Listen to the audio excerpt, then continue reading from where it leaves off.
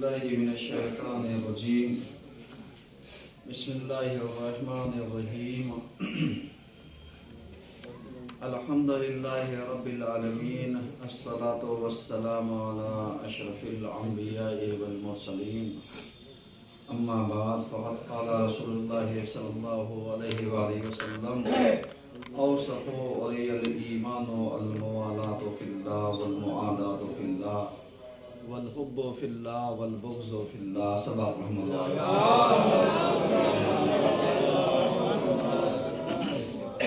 अज़ीज़ान गिरामी, आज के पहले खुतबे में सिलसिले मबाहिस को आगे बढ़ाते हुए हमारी गुफ्तगू इस उन्वान पर जारी है कि मोहब्बत और नफ़रत का मेयार क्या है। हुज़ूर वाला, हमने बहुत सारी बातें आपकी खिदमत में अर्ज़ की थी कि मोहब्बत और नफ़रत का मेयार क्या है। आज हर इंसान अच्छे बनने की कोशिश तो करता है, लेकिन हकीकत ये है कि खुद अच्छा नहीं बनना चाहता, और अगर वो अच्छा बनना चाहता है तो उसके अंदर कहीं ना कहीं रियाकारी या ऐसी चीज़ें आती हैं कि जिसके अंदर बहुत सारी मुश्किलात पैदा होती हैं। मसलन अगर आपने गौर फरमाया हो और देखा हो तो बाज़ औक़ात हम तहज़ीब से और तमीज़ से इस तरीके से खाली होते हैं कि हमें अंदाज़ा नहीं हो पाता कि हमें करना क्या है, हमें अंजाम क्या देना है, और जो कुछ भी हम अंजाम दे रहे हैं इसमें अल्लाह की मर्ज़ी कितनी है, अल्लाह की रज़ा कितनी है। या अगर अल्फाज बदल दिए जाएं और आपकी खिदमत में अर्ज़ किया जाए तो यही कहा जा सकता है कि कितने काम हम अल्लाह के लिए अंजाम देते हैं और कितने काम हम अल्लाह के लिए अंजाम नहीं देते। मसलन पिछले हफ्ते हमने माशरे की और समाज की एक बात रखी थी जिसमें यही था कि जब हम कोई प्रोग्राम करते हैं और प्रोग्राम करने के बाद अगर हम उस प्रोग्राम में इस्तेमाल होने वाली अशिया को बग़ैर किसी ज़रूरत के, बग़ैर किसी मकसद के उसकी जगह पर नहीं डालते हैं, तो हमने इसके लिए मिसाल दिया था कि जैसे आप कहीं पर मेहमानी पर जाएं और जाने के बाद आप ऐसा करें कि पानी पीने के बाद गिलास कहीं फेंक दें, प्लेट कहीं फेंक दें, तो मेज़बान आपके साथ क्या करेगा? और अगर अखलाकन वो कुछ ना कहे तो कम से कम इतना ज़रूर सोचेगा कि कितने बदतमीज़ मेहमान आए थे। गौर कर रही है, मैंने एक मिसाल दी थी और समझाने के लिए मिसाल दी थी। अब आप ज़रा सा अंदाज़ा लगाइए कि ये जो मिसाल हमने दी थी इस चीज़ को हम अपने ऊपर ज़रा सा उतार करके देखें, अमल में ला करके देखें, अपनी ज़िंदगी में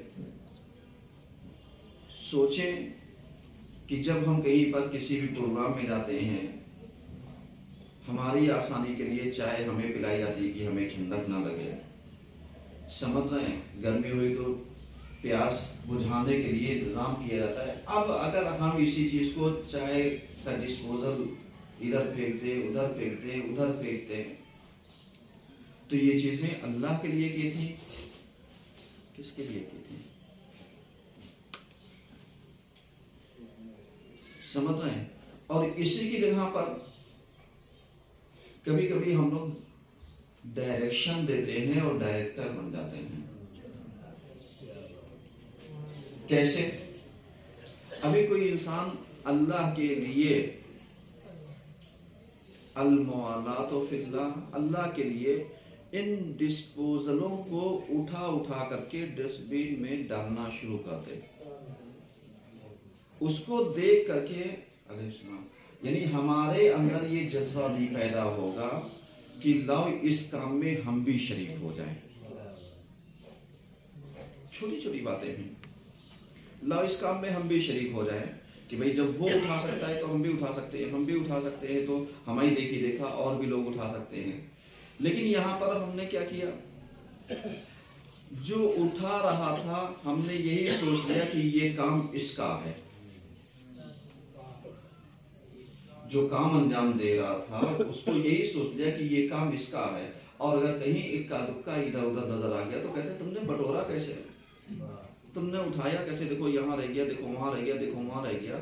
अब इन्हीं साहब से पूछिए कि इस बंदे ने जिसने ये काम अंजाम दिया कि इधर उधर बिखरे हुए पड़े हुए डिस्पोजलों को जो प्रोग्राम में इस्तेमाल होते हैं उनको उठा करके अगर डस्टबिन में डाल दिया तो हम क्या करते हैं, हम इस कार्य खैर में शामिल नहीं होते,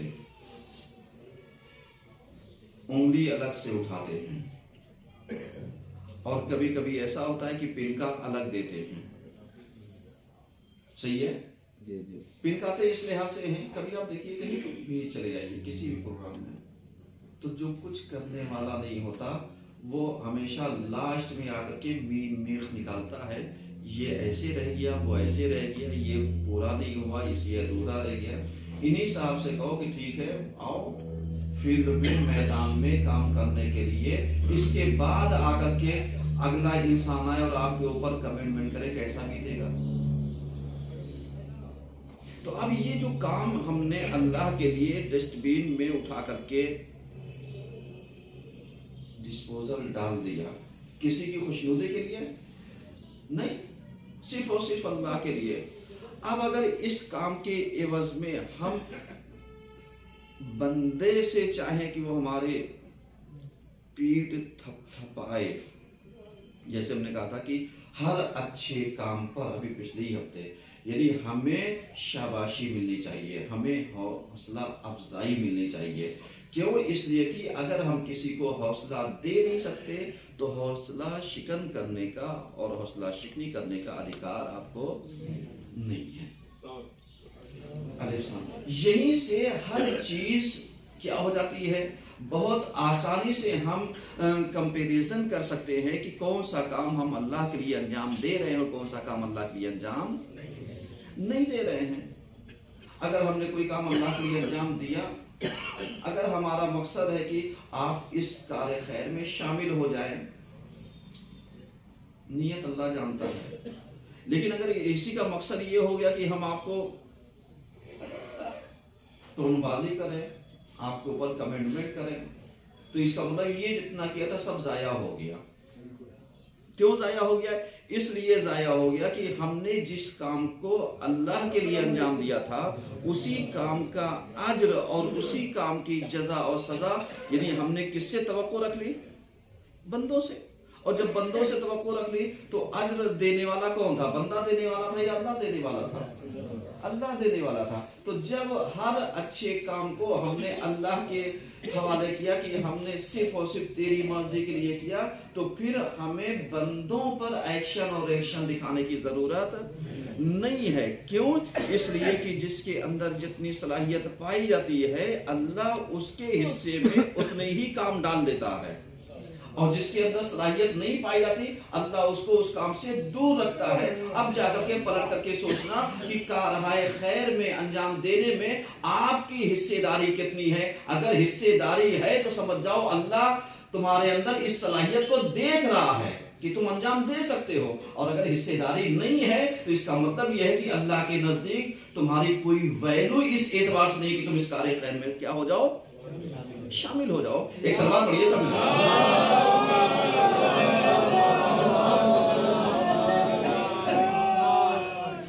समझ रहे हैं। अब इसी चीज को हम बढ़ावा दे सकते हैं, आगे बढ़ा सकते हैं। कैसे? اسی طریقے سے جیسے ہم اپنے بچوں کو اور اپنی اولادوں کو کیا کرتے ہیں؟ حوصلہ دیتے ہیں، شاباشی دیتے ہیں، ان کے ساتھ ہونے والی نا انصافیوں اور انصاف کا فیصلہ کرتے ہیں۔ صحیح ہے، اگر ہماری اولاد ہو، 2 بچے ہوں، 3 بچے ہوں، 4 بچے ہوں، آپس میں لڑ جائیں تو جب قضیہ یہ فیصلہ ماں باپ کے پاس پہنچتا ہے تو ماں باپ کی ذمہ داری کیا ہے؟ ڈانٹ ڈپٹ کر کے شانت کر دینا یا واقعی ایک فیصلہ کرنا؟ آپ بتائیے۔ کبھی کبھی ایسا ہوتا ہے کہ جب ضدی ہوتے ہیں تو ڈانٹ اور ڈپٹ کام کرتی ہے، اس کے بعد کہا جاتا ہے تم صحیح ہو، تم غلط ہو، تم فلاں ہو، تم فلاں ہو۔ اور اگر ایسا نہیں ہو پاتا تو یہ ہوتا ہے بیٹا یہ تم نے غلط کیا، تمہیں ان سے یہ کرنا چاہیے، معافی مانگنی چاہیے، بڑا بھائی ہے، چھوٹا بھائی ہے، بڑی بہن ہے، چھوٹی آخر ہے۔ سمجھ رہے ہیں اس کا مطلب کیا ہوا؟ اس کا مطلب اگر یہ کام ہم نے کیا تو یہ عادت ہم نے بچپنے سے ڈالی ایک انصاف کرنے کی، ایک ہم نے فاؤنڈیشن رکھا کہ چیز کا انصاف کرنے کا، یعنی صحیح طریقے سے ہم کسی کے ساتھ صحیح فیصلہ کر سکتے ہیں۔ اب یہ جو فیصلہ ہم نے کیا کس کے لیے کیا؟ اللہ کے لیے۔ اگر اللہ کے لیے کیا وہ جانتا ہے، اور اگر بندے کے لیے کیا، بعض اوقات ہم لوگ کیا کرتے ہیں؟ ایک جانبداری کی طرف چلے جاتے ہیں۔ کبھی کبھی ایسا ہوتا ہے کہ چشپوشی کر لیتے ہیں، کبھی ایسا ہوتا ہے ڈپٹ دیتے ہیں، کبھی ایسا ہوتا ہے حوصلہ بڑھایا جاتا ہے، کبھی حوصلہ توڑ دیا جاتا ہے۔ کیوں؟ یہ سب کنڈیشن اپلائی ہے۔ مذہب جو ہے سمجھنے کے لیے، کسی بھی اچھی چیز کو درک کرنے کے لیے کیا ہوتا ہے؟ اس کو اس طریقے سے یہ سمجھا جاتا ہے تاکہ ہم سمجھیں، ہمیں محسوس ہو کہ ہم کسی کام کو جب اللہ کے لیے انجام دیتے ہیں تو کبھی کبھی کسی کام میں سختی کی جاتی ہے، کبھی کبھی کسی کام میں نرمی کی جاتی ہے، لیکن نرمی کی جگہ سختی کر لیں اور سختی کی جگہ نرمی کر لیں تو یہ بے وقوفانہ عمل ہمارا ہوگا۔ اب اسی چیز کو اگر ہم یعنی کنڈیشن اپلائی نہ کریں،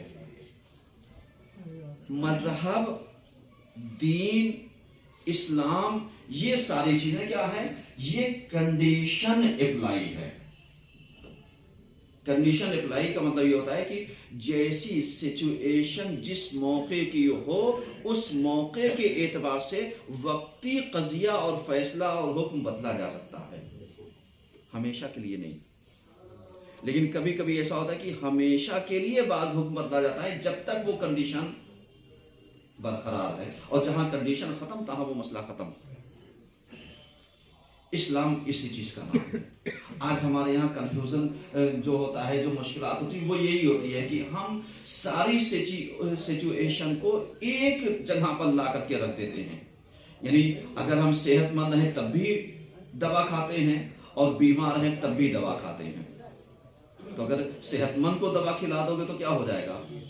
بیمار ہو جائے گا، اور بیمار کو بغیر ڈاکٹر کی تجویز کے دوا کھلا دو وہ زیادہ بیکار ہو جائے تو ممکن ہے وہ اس کا خاتمہ ہی ہو جائے۔ کیوں؟ اس لیے کہ سر کے درد کی دوا اگر پیٹ کے درد کی دے دی جائے، پیٹ کے درد کی دوا پیٹ کے درد کی دے دی جائے، آنکھ کے درد کی، جیسے ایک صاحب گئے ڈاکٹر کے یہاں، کہنے لگے بھائی پیٹ میں درد ہو رہا ہے۔ کہا کیوں؟ کہا کیا بتایا، یہ جلی روٹی ہم نے کھا لی تھی۔ ڈاکٹر نے ان کو آنکھ کی دوا دے دی۔ کہا اگر آنکھ سے تجھے دکھائی نہیں دیتا، دیکھتا ہوتا تو یہ جلی روٹی نہ کھاتا، نہ پیٹ میں درد ہوتا۔ آپ بتائیے ڈاکٹر نے کیا کیا؟ ایک سلام تو پڑھیے سب لوگ۔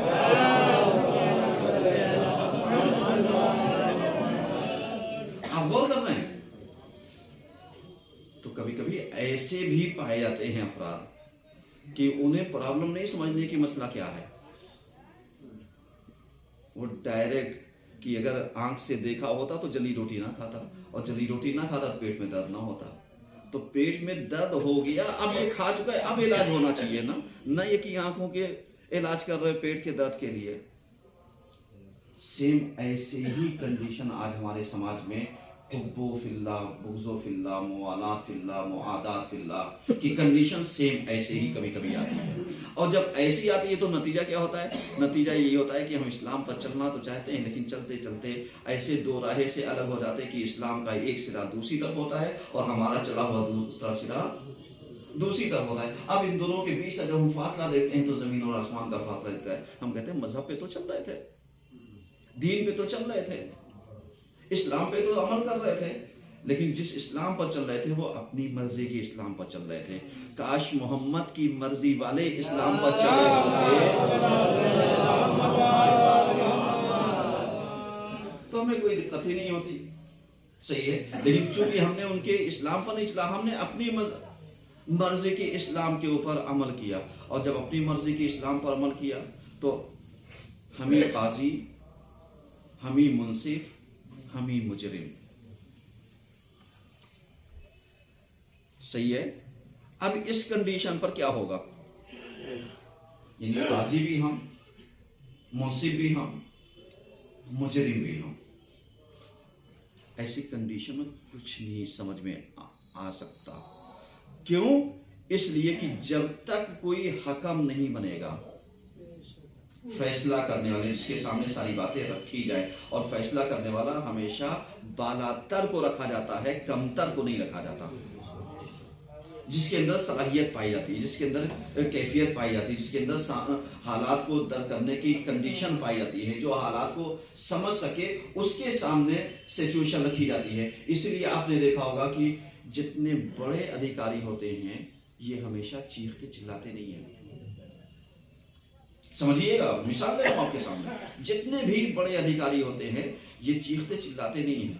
یہ ہمیشہ آپ کی بات کو سنیں گے اور آپ ان سے مطمئن ہو کر کے چلے بھی جائیں گے، وہ لوگ قضیہ حل ہو یا نہ ہو. اور اسی کے لیے کسی چھوٹے موٹے کے پاس چلے جائیے تو وہ پہلے تو 2 تھپڑ مارے گا، 2-4 گالیاں دے گا اور بھگا دے گا.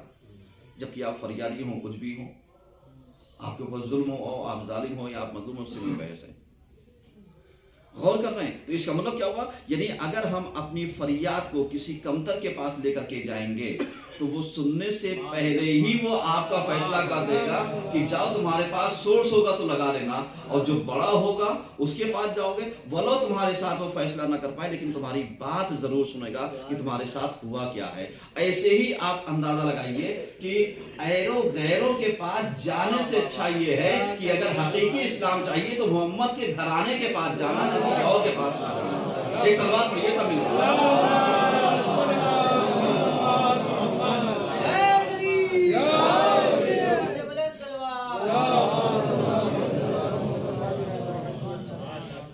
بہت سارے لوگ یہ اعتراض کرتے ہیں کہ صاحب مولا کائنات نے اتنے فیصلے کیے.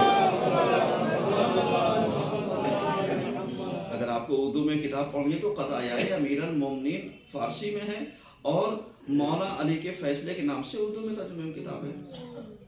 آپ ذرا پڑھیے کتنے فیصلے مولا نے کیے، پھر مولا نے فدق کا فیصلہ کیوں نہیں کیا. آپ غور کر رہے ہیں، کیونکہ یہ پورا مہینہ جو ہے یہ شہزادی کے سے منسوب چل رہا ہے. تو بہت سارے لوگ کٹ حجتی کرنے والے ہمیشہ یہ کہتے ہیں کہ شہزادی کو فیصلہ جب دوسرے لوگ کراتے تھے مولا کے پاس آ کر کے تو انہوں نے کیوں نہیں کرایا. آپ نے مجلسوں میں بہت سارے بیانات سنے ہیں، بہت ساری چیزیں سنی ہیں. ایمانداری سے بتائیے، اس وقت جو قاضی قضات کی کرسی کے اوپر بیٹھا تھا کون تھا؟ حاکم کی کرسی کے اوپر بیٹھا تھا کون تھا؟ مسئلہ کس کا تھا؟ اگر کہیں پر حکومت نے کوئی غلطی کی تو اس کو کٹگھرے میں کون لا سکتا ہے؟ جب تک اس کے پاس قضیہ جائے یا اس کے نائب آئے یا اس کا کوئی سنوائی کرنے والا ہو، آپ لاکھ لوور عدالت میں جائیے، اس کی طرف سے کوئی حاضر نہ ہو، فیصلہ ہو جائے گا؟ نہیں ہوگا. لیکن اگر ڈائریکٹ حکومت کے پاس پہنچ جائے صاحب یہ ہے، تو اس سے کیا ہوگا؟ اس سے یہی ہوگا کہ اس کی قلعی کھل جائے گی. کہا کیوں؟ کہا پتہ چل جائے گا کہ تم نے غریبوں کتنی بستیاں اجاڑی، کس کے لیے. اب یہ اجاڑی تو اجاڑنے کا ادھیکار کس کا تھا؟ مالکانہ اختیار تمہارا تھا یا تمہیں ٹیکس سے مطلب تھا؟ آپ غور کیجئے، یہ سب باتیں سمجھنے کی ہیں. کہنے کا مطلب یہ ہے کہ یہ چیزیں سمجھانے کے لیے ہیں. آج ایسے ہی بہت سارے قضیے جو ہوتے ہیں، مسئلہ کسی کا ہوتا ہے پہنچتا جب کسی کے پاس ہے، قضیہ کسی کا ہوتا ہے جاتا کسی کے پاس ہے. معلوم دے مسئلہ ہمارے یہاں کا جاتا کہیں اور ہے، مسئلہ کانپور کا پہنچتا لکھنؤ، لکھنؤ کا قضیہ کانپور میں، کانپور کا قضیہ الہ آباد میں. تو الہ آباد والا بیٹھ کر کے یہاں کی بات کیا فیصلہ کرے گا؟ ایک سلوات پڑھیے.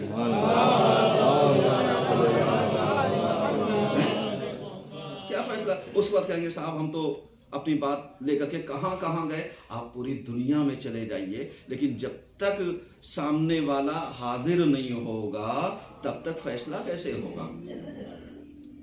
موالات فی اللہ اور معادات فی اللہ یہیں پر سمجھیے. بس آخری بات پہلے خطبے کی کہ جہاں پر یہ کہا جاتا ہے محبت اور نفرت کا معیار کیا ہے، تو یہیں پر سمجھیے کہ اگر ہم کسی سے محبت کرتے ہیں تو محبت کا اصول یہ ہے کہ جس سے غلطی ہوئی ہے اس کو ڈائریکٹ کہا جائے، تہذیب و تمیز کے ساتھ گفتگو کی جائے، نہ یہ کہ ادھر ادھر بھاگا جائے. ادھر ادھر بھاگنے سے مسئلہ سلجھتا نہیں ہے، الجھتا ہے. فیصلوں میں لاکھ وکیل بدل لو، اگر جج سنوائی ہی نہ کرے تو وکیل کیا کر لے گا؟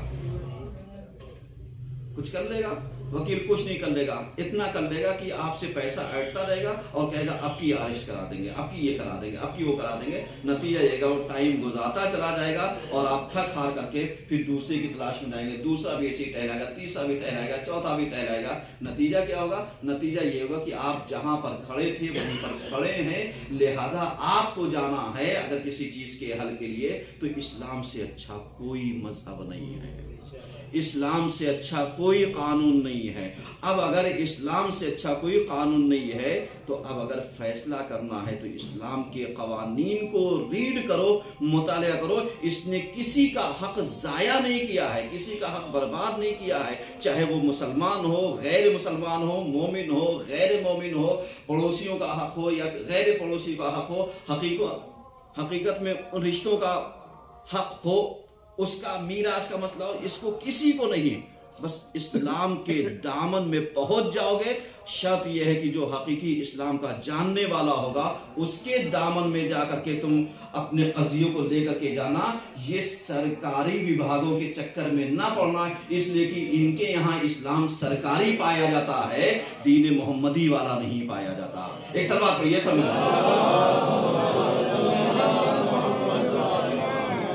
من الشیطان الرجیم بسم اللہ الرحمن الرحیم والعصر ان الانسان لفی خسر الا الذین آمنوا وعملوا الصالحات وتواصوا بالحق وتواصوا بالصبر.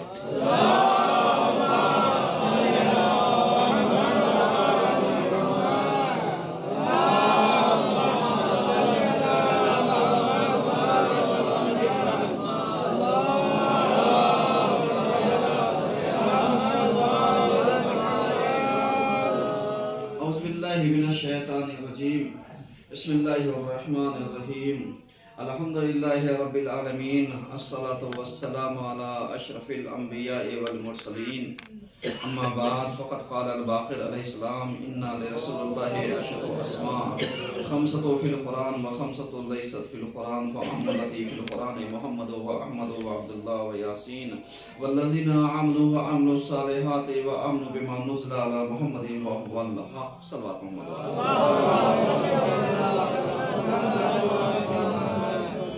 عزیزان گرامی، آج کے دوسرے خطبے میں سلسلہ مباحث کو آگے بڑھاتے ہوئے ہماری گفتگو اس عنوان پر جاری ہے کہ پیغمبر مرکز وحدت ہیں، اور اسی عنوان پر ہماری گفتگو چل رہی ہے. تو جو مرکز وحدت ہو ہمیں اس کے سامنے پیشانی کو کیا کرنا چاہیے؟ خم کرنا چاہیے. اس کے سامنے ہمیں زانو ادب طے کرنا چاہیے. ہم ادھر ادھر نہ جا کر کے پیغمبر کے جو اصلی اہل بیت میں سے ہیں ان کا دامن ہم پکڑ لیں جیسا کہ قرآن نے ہمیں حکم دیا ہے. کیونکہ اگر قرآن کی فیصلہ کن آیتوں کو، چاہے وہ آیت مباہلہ میں سے ہو کہ اے پیغمبر آپ مردوں میں سے، عورتوں میں سے، نفسوں میں سے لیتے آئیے گا اور کہیے گا ان سے بھی کہ وہ ایسے ہی لے کر کے آئیں، تو ایمانداری سے بتائیے آج بہت سارے افراد یعنی یہ بحث کرتے ہیں کہ صاحب جب عورتوں کو بلایا گیا تو اب آپ دیکھ لیے کہ پیغمبر کی عورتیں کون ہیں، اہل بیت میں کون لوگ شامل ہیں. یعنی عورتیں تو ہو سکتی ہیں زوجات، لیکن ہو سکتا ہے جس معنوں میں اہل بیت کی گنتی قرآن کرنا چاہ رہا ہو اس معنوں میں زوجات شامل نہ ہو. سمجھ رہے ہیں کیوں؟ اس لیے کہ اہل بیت کو پیغمبر سے جدا نہیں کیا جا سکتا، لیکن ازواج کو جدا کیا جا سکتا ہے. یعنی اگر ان کی نافرمانیاں حد سے بڑھ جائیں اور پیغمبر خدا نخواستہ طلاق دے دے تو طلاق دینے کے بعد یہ کہہ سکتی ہے ہم زوجے پیغمبر ہیں؟ نہیں. یعنی یہ قابل جدا ہیں.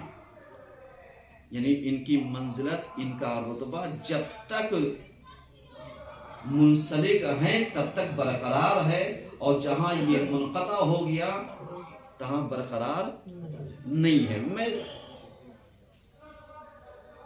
چھوٹی بات میں بڑی بات سمجھانا چاہتا ہوں. اب جو لوگ کہتے ہیں کہ پیغمبر کے اہل بیت میں ازواج بھی شامل ہیں، اسی لیے شامل نہیں ہیں کیونکہ ان کے اہل بیت کو تم جدا کرنا چاہو کر سکتے ہو. حسن کو الگ کر دو گے، حسین کو الگ کر دو گے، فاطمہ کو الگ کر دو گے، ہو جائیں گے الگ؟ نہیں الگ ہو سکتے. لیکن تم چاہو ازواج کو الگ کر سکتے ہو، کر سکتے ہیں. تو اس کا مطلب کیا ہوا؟ یعنی انہوں نے عملاً پریکٹیکل کر کے بتایا کہ پیغمبر آپ اپنی عورتوں کو لے کر کے آئیں. نساءنا کی جگہ کس کو لے کر کے گئے؟ ان کو. اگر نساءنا میں ازواج شامل ہوتی تو ان کو بھی لے کر کے جاتے، لیکن مسئلہ ان کو پیش کرنا تھا کہ جو تا قیامت جدا شدنی نہ ہو، یعنی جس کو الگ نہیں کیا جا سکتا تھا اس کو، کیونکہ یہ حجت ہیں. کیونکہ ازواج سے اگر نہ پٹے تو ان سے جدائی کی جا سکتی ہے، لیکن اولاد سے تم چاہو اپنا خون الگ کر لو، نہیں کر سکتے. تو جن کو الگ نہیں کیا جا سکتا وہ اہل بیت میں شامل ہیں، اور جن کو جدا کیا جا سکتا ہے وہ اہل بیت میں شامل نہیں. ایک صلوات پڑھیے.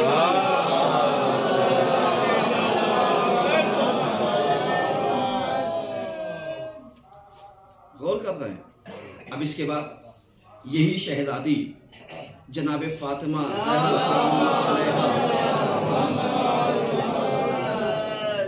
بھئی ان کو یہی کہا گیا کہ صاحب میراث پیغمبر چھوڑتے نہیں ہیں، اور جو چھوڑتے ہیں وہ کیا ہوتا ہے؟ صدقہ ہوتا ہے. نحنو معاشر الانبیاء لا نورثو، یعنی ہم نہ وارث بناتے ہیں، اور جتنی بھی چیزیں چھوڑتے ہیں وہ کیا ہوتا ہے؟ صدقہ ہوتا ہے. ایمانداری سے بتائیے کہ یہ پیغمبر پہلے شخص تھے یا آخری شخص ہیں؟ صحیح ہے، پیغمبر پہلے شخص تھے یا آخری شخص ہیں؟ 1,24,000 میں اگر دیکھا جائے تو 1,24,000واں اگر کوئی شخص ہے تو کون ہے؟ رسول اکرم پیغمبر ہیں. اور اس سے پہلے سب تک میراثیں آتی رہیں، سب تک پہنچتی رہیں، اور خود پیغمبر کو میراث اپنے باپ سے ملی، اور اس کے بعد زمانے کو بھی ملی، سب کچھ ملتا رہا. اور اگر وراثت نہ ملتی تو آپ بتائیے یہ جتنی بھی چیزیں پائی جاتی ہیں آج، جتنی بھی چیزیں ہمارے سامنے پیغمبر کی بچی ہوئی ہیں، وہ کن چیزوں میں ہے؟ وراثت میں ہی. اب جب وراثت میں ہے تو بہت ساری چیزیں اگر آپ نے غور و فکر کیا ہو تو قرآن کی آیتوں نے بہت ساری چیزیں فیصلہ کر دیا ہے. اور فیصلہ اس طریقے سے کیا پیغمبر جو چیزیں آپ کو بغیر کسی زحمات کے مل گئی ہیں وہ آپ اپنے قرابت دار کو، رشتہ دار کو جو آپ کے نزدیک قربا میں ہے اس کو دے دیجیے گا۔ اس کا فیصلہ کر دیا گیا، اور جتنی چیزوں میں یعنی آپ کے اصحاب شریک رہے ہیں اس کو مال غنیمت میں تقسیم کر دیجیے گا۔ ایمانداری سے بتائیے یہ فدق جنگ کے ذریعے حاضر ہوا ملا یا بغیر جنگ کے ذریعے کہ انہوں نے ہبہ کا دیا کہ صاحب آپ اس کو لے لیے، ہم اس کے بدلے ٹیکس دیں گے، ہم آپ سے جھگڑا کرنا نہیں چاہتے۔ تو اب جب جھگڑا کرنا نہیں چاہتے تو جو چیز بغیر لڑے جھگڑے جنگ کے مل گئی تو خالص پیغمبر کا حق ہے، اور جب پیغمبر کا حق ہے تو پیغمبر نے اپنی زندگی میں ہی شہزادی کے نام کر دیا۔ تو آپ جانتے ہیں وراثت کا قانون یہی ہوتا ہے کہ اگر مرنے والا اپنی زندگی میں کوئی چیز لکھ کر کے چلا جائے تو وہ اس کی ملکیت اس تک منتقل ہو جائے گی جس کے لیے لکھ دیا ہے اس نے۔ اب اس میں کوئی اگر آبجیکشن کرنا چاہے تو اگر وہ حیات تھا تو آبجیکشن کرو، اور اگر یہ لکھ دیا ہے تو پھر آبجیکشن کرنے کا اختیار نہیں ہے۔ اور جب آبجیکشن کرنے کا اختیار نہیں ہے تو نتیجہ یہ ہے کہ جو چیز پیغمبر نے اپنی زندگی میں لکھ دیا وہ حق کس کا تھا؟ سیدہ کا تھا۔ اب سیدہ کا حق تھا، ہے، رہے گا۔ اب مسلمانوں نے اگر دیا تو دیا، نہیں دیا نہیں دیا۔ اب جس نے پلٹایا وہ الگ، جس نے حق روک دیا اس کی جزا و سزا الگ۔ لیکن یہی تو کہا جائے گا یہ حق کس کا ہے؟ سیدہ کا۔ میاں ایک فدق کے پیچھے تم لوگ سوچو یہ سیدہ کا حق ہے؟ یہ زمین آسمان کوثر پانی پوری دنیا یہ ہے، یہ جو سیدہ کا سب کچھ ہے۔ لیکن کیا کہنا، کبھی کبھی اردو میں محاورہ بہت اچھا استعمال ہوتا ہے، ٹکے کی ہانڈی گئی ورنہ بتائیے یہ پوری کائنات سیدہ کا صدقہ ہے۔ حدیثوں کے ضمن میں اگر آپ دیکھیے تو جو چیز پوری کائنات ہو تو اس میں ایک سا ٹکڑا لے کے کیا کریں گے، لیکن کبھی کبھی ایمانداری اور بے ایمانی کی علامت ایک ہی ٹکڑا بنتا ہے۔ ہم پوری زندگی ایماندار رہے ہوں لیکن ایک لقمہ اگر ہم نے بے ایمانی کا وہ کر لیا، اچھا وہی جنہوں نے ایک سلوات پڑھی ہے سمجھ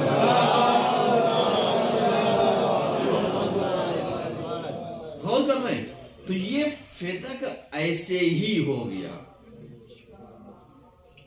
سب کے لیے۔ خدا ہم سب کو یعنی سیدہ کا پیروکار تو بنائے لیکن ان کا حق مارنے والوں میں نہ بنائے، سمجھ رہے ہیں؟ اور جب پیغمبر مرکز وحدت ہے تو سیدہ کی ذات مرکز وحدت ہے یا نہیں ہے؟ ہے، مرکز وحدت ہے۔ کیسے ہے؟ اس لیے کہ فاطمہ پیغمبر کا کیا ہے؟ ٹکڑا ہے، بضعہ ہیں یا بضعہ ہیں، صحیح ہے؟ فاطمہ تو بضعۃ منی یا بضعۃ منی، دونوں صحیح ہے، سمجھ رہے ہیں؟ اور اس کے بعد پیغمبر نے یہ نہیں کہا تھا کہ صاحب یہ ہمارا ٹکڑا ہے، تو ہم لوگ جیسے اپنی اولاد کو کہتے ہیں میرا کلیجہ ہے، میرا بیٹا ہے، میری بیٹی ہے، یہ نہیں کہا، کہا میرا ٹکڑا ہے۔ اب تم جا کر کے دیکھنا میرا کیا کیا ہے۔ غور کر رہی ہے، سب اپنی جگہ پر ہے۔ تو اب کیا سیدہ بھی ایسے ہی مرکز وحدت ہے عورتوں کے لیے؟ یقیناً ہے۔ یا سیدہ کے علاوہ کوئی ایک خاتون ایسی لیا ہو جو مکمل ہو؟ سب سے بڑھ کر کے جو سیدہ کے اندر صفات پائے جاتے تھے، بطول ہونا، کوئی کائنات میں دوسری عورت لے آؤ جو بطول ہو؟ ہے کوئی عورت؟ کوئی عورت نہیں، مطلب ساری چیزیں آپ گڑھ لیجئے لیکن بطول نہیں لا پائیں گے۔ بطول ہونا یہ صفات اور یہ کیفیت نہیں پیدا کر پائیں گے، کیونکہ اہل بیت سے رجز کو اللہ نے کیا کر رکھا ہے؟ بہت دور کر رکھا ہے۔ اتنی دور ہے کہ آپ بس اتنا سمجھیے کہ قرآن کہتا ہے کہ بس ان الساعۃ لقریب، یعنی قیامت بالکل آنے والی ہے، ایک دم قریب ہے، صحیح ہے؟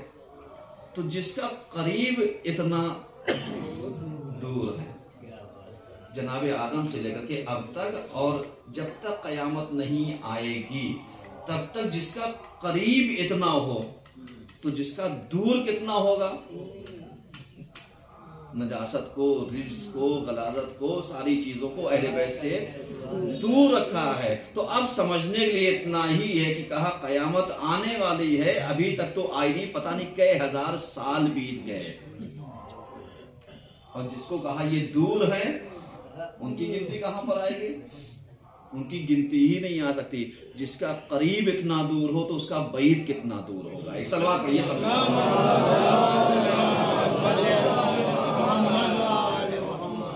اب اس کے بعد پیغمبر مرکز وحدت، سیدہ مرکز وحدت ہے عورتوں کے لیے۔ سیدہ جیسی بیٹی جو 18 سال میں مکمل نمونہ، کوئی یہ نہیں کہہ سکتا کہ انہوں نے یہ پہلو نہیں انجام دیا۔ آپ جا کر کے دیکھیے، سوشل ورکر تھی نہیں تھی؟ آج ہم لوگ سوشل ورکر میں کس کو پیش کرتے ہیں؟ مدر ٹریسا کو، صحیح ہے؟ اور جبکہ ہندوستان میں اگر دیکھا جائے تو یہ مدر ٹریسا یہاں کی رہنے والی تھی ہی نہیں، ان کا انتقال کلکتہ میں سن 1997 میں ہوا، سمجھ رہے ہیں؟ اور یہ باہر کی رہتے نیشنلٹی چینج کرتے اور ان کی نیشنلٹی جو چینج ہوئی ہے وہ سن 1948 میں، 1947 میں یہ ویزے پر رہی، اس کے بعد ان کو جو یہاں نیشنلٹی ملی ہے وہ سن 1948 میں، اس کے بعد 81 سے لے کر کے انہوں نے چینج کر دیا، پھر انہوں نے دوہری ناگرکتا لے لی تھی۔ کہنے کا مطلب ہمارا یہ مقصود نہیں ہے، لیکن کہنے کا مطلب یہ ہے کہ جس کے پاس فاطمہ جیسی بیٹی موجود ہو، فاطمہ جیسا آئیڈیل اور نمونہ موجود ہو، اس کو ادھر ادھر جانے کی ضرورت کیا ہے؟ لیکن ضرورت اس لیے ہو گئی کہ جب ہم نے پیغمبر کو پیغمبر نہیں مانا تو اس کی بیٹی کو اس کی جگہ پر کہاں مان لیتے، اس کی عظمت کو کہاں پر ہم قائل ہو جاتے، اس کی بات کو ہم کہاں پر مان لیتے۔ تو نتیجہ یہ ہوا کہ جو نمونہ بن کر کے آئی تھی اس کو ہم نے آئیڈیل مانا نہیں، تو جب حقیقتوں پر ہم پردہ ڈالتے رہیں گے تو کہیں نہ کہیں ہم مجبور ہوں گے ایسی جگہوں پر سجدہ کرنے پر جن کے یہاں کچھ فضیلتیں تو پائی جائیں گی، مکمل فضیلتیں نہیں پائی جائیں گی۔ ایک صلوات پڑھیے سب۔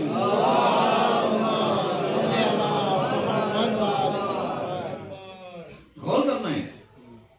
تو کاش مسلمانوں نے سیدہ فاطمہ کو ایک آئیڈیل کے طور پر پیش کیا ہوتا، لیکن آئیڈیل کے طور پر تو پیش نہیں کیا، مظلومہ بنا دیا، یہ بنا دیا، رونے والی بنا دیا، گریا کرنے والی۔ یہ ایک پہلو ہے، سیدہ کو سوشل ورکر میں لا کر کے پیش کیا تھا۔ ضرورت ہے یا نہیں ہے؟ لیکن ہم نے پیش نہیں کیا، اور جتنی بھی چیزیں پیش کرنے والی تھی سماج نے اس کو قبول نہیں کیا، اور جب قبول نہیں کیا تو جو پیغمبر مرکز وحدت تھا اس کو ہم نے مرکز وحدت تو بننے نہیں دیا، بلکہ فرقوں میں، مسلکوں میں ادھر ادھر کلمہ نبی کا پڑھتے ہیں اس فرقے کے، کلمہ نبی کا پڑھتے ہیں اس فرقے میں، کلمہ نبی کا پڑھتے ہیں اس مسلک میں، کلمہ نبی کا پڑھتے ہیں اس حصے میں۔ میاں اگر کلمہ نبی کا پڑھتے ہیں اور اسی نبی کے کلمہ پڑھنے کی بنیاد پر ہماری بخشش ہو سکتی ہے تو پھر ایرے غیرے کا فرقہ بننے کی ضرورت نہیں ہے۔ پیغمبر جیسے تھے ویسا بنو، اس لیے کہ ہم امت محمدی ہیں، کسی فرقے میں نہیں ہیں۔ ایک صلوات پڑھیے سب میں۔ نعرہ تکبیر، نعرہ رسالت، نعرہ حیدر، مدد کرے نعرہ سلوات۔ آخری بات پیش کرنا چاہتا ہوں، اور بھی آپ ذرا سا اندازہ لگائیے، جب جناب سیدہ کی چادر کسائے یمانی میں شامل ہو گئی، صحیح ہے؟ جناب سیدہ کی چادر चादर तथहीर बन गई तो मुसलमानों को एक अलग से चादर मंसूब करने की जरूरत क्या होगी? आगे ने सुभान अल्लाह सुभान अल्लाह। क्या इससे पाकीज़ा कोई और चादर हो सकती है? क्या इससे ज्यादा यानी पाकीज़ा तरीन अफराद इस चादर के अंदर आ सकते थे? नहीं। जिसका कसीदा कुरान की आयतें पढ़ती नजर आए, जिसे आयतें तथहीर कहते हैं, सही है। और इस चादर के साए में हमें वो कमली ओढ़े पैगंबर नजर तो आ गया, लेकिन सैयदा की चादर नजर आ जाती तो इसके अंदर आए हुए जितने भी अफराद थे, अगर हमने इनको अमन का मरकज माना होता तो हमें किसी और के चादर के ढूंढने की जरूरत ना पड़ती कि हम इन मज़ारों पर जाएं, उन मज़ारों पर जाएं, इनकी चादर चढ़ाएं, उनकी चादर चढ़ाएं। सुभान अल्लाह भाई, सुभान अल्लाह। इसकी जरूरत नहीं थी, इसलिए कि सैयदा की चादर इतनी पाकीज़ा थी कि पैगंबर ने मांग करके बता दिया कि अगर कोई चादर मांगने के लायक है तो वो सिर्फ सैयदा की चादर है, किसी और की चादर वादर नहीं है। एक सलवात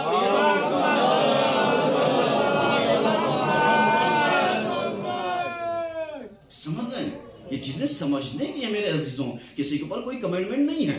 मैं बात समझाना चाहता हूं ताकि आप इस चीज को समझिए कि जिसकी चादर तथहीर बन जाए, जिसकी चादर पाकीज़गी का मरकज बन जाए, और ऐसा मरकज कि जहां पर मोहम्मद, अली, फातिमा, हसन, हुसैन सब इकट्ठा हो जाएं,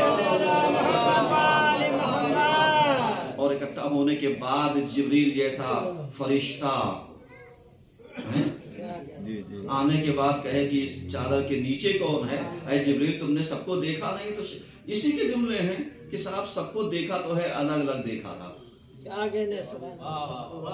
सबको अलग अलग देखा था, एक जगह देखा तो पहचान नहीं पाए। तो मियां जिस चादर के नीचे पहचान आले मोहम्मद की जिब्रील जैसा फरिश्ता ना कर पाए तो आम इंसानों के बस की क्या बात है जो इनकी मार्फत हासिल कर सके? एक सलवात पढ़िए समझ। तो दुआ यह है कि पैगंबर मरकज़े वहदत हैं, परवदिगारा हम सबको इस मरकज़े वहदत पर जमा होने की तौफीक इनायत फरमा दे, और हम सबको उम्मत मोहम्मदी में शुमार फरमा दे, हम सबको हकीकी पैगंबर का कलमा पढ़ने वाला शुमार फरमा दे। परवदिगारा हम सब जितने भी हैं कलमा लेने वाले, पढ़ने वाले, तेरे नबी का कलमा, तेरी वहदानियत का इकरार करने वाले, तेरी किताब पर ईमान रखने वाले, तेरे नबियों पर ईमान रखने वाले, जितने भी जहां पर दुनिया में है, परवदिगारा सबकी जान, माल, इज्जत, आबरू की हिफाजत फरमा देना। परवदिगारा सबको तमाम आफात से, बलिया से, मुसीबत से महफूज फरमा देना। परवदिगारा सबको ये जो वायरस आ रहा है उन्हें ढूंढ करके, परवदिगारा जितने भी कलमा गो है खुसूसी तौर पर इन सबको तमाम साजिशों से, मनसूबाबंदियों से, प्लानिंगों से, और जितने भी इंसान हैं इन सबको महफूज फरमा देना। हमारे इमाम के ज़ोहर में ताज़ा फरमा, और हम सबको उनकी आवान अंसार में शुमार फरमा। अल्लाहुम्मा सल्ली अला मुहम्मद व आले मुहम्मद। इंशाअल्लाह आज की हदीस के साथ ठीक 8:30 बजे इसी मकतब इमामिया में होगी। आप हज़रात कसीर तादाद में तशरीफ लेकर के आइएगा। औज़ बिल्लाहि मिनश शैतानिर रजीम। बिस्मिल्लाहिर